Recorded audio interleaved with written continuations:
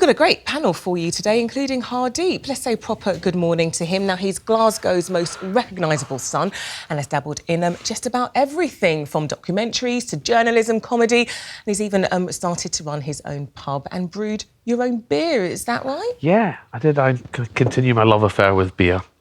To me, I think it's a daily passion. I need to keep appraised of. Basically, I'm a trainee alcoholic. I'm not, just that for me, kind of growing up with Punjabi food and in Glasgow, a city renowned for its sort of drinking and friendliness, it seemed weird that we didn't have beer and curry in the same place.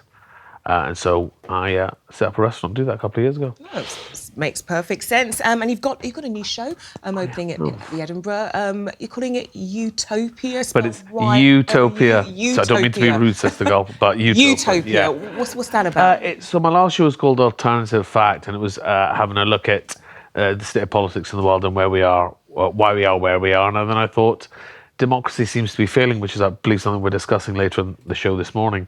And Utopia is about trying to create the perfect world and try to understand what it is we want from our political systems and how we want to live. Because, I mean, obviously it's a daft time to do it because the world is going so well.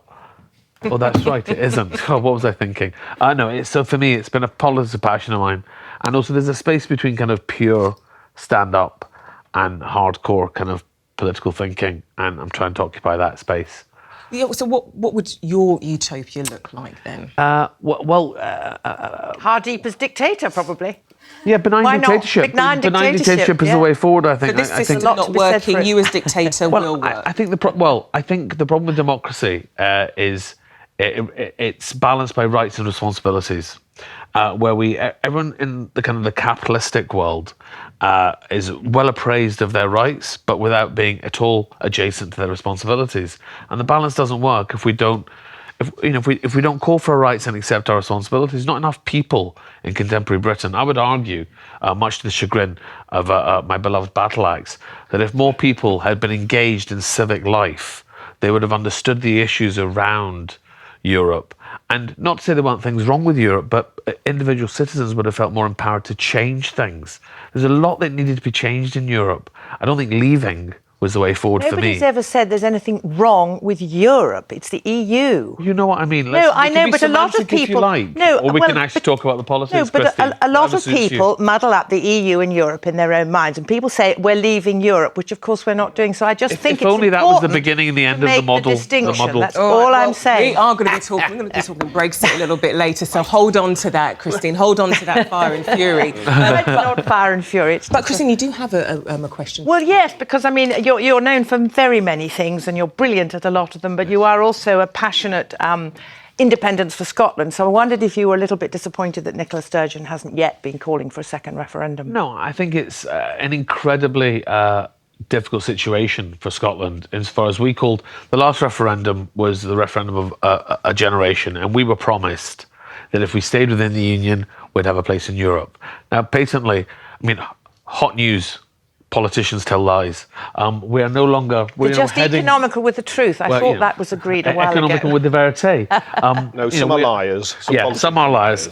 So we're now heading out of the EU. We're still going to be geographically part of Europe, but we're not going to be in the EU anymore.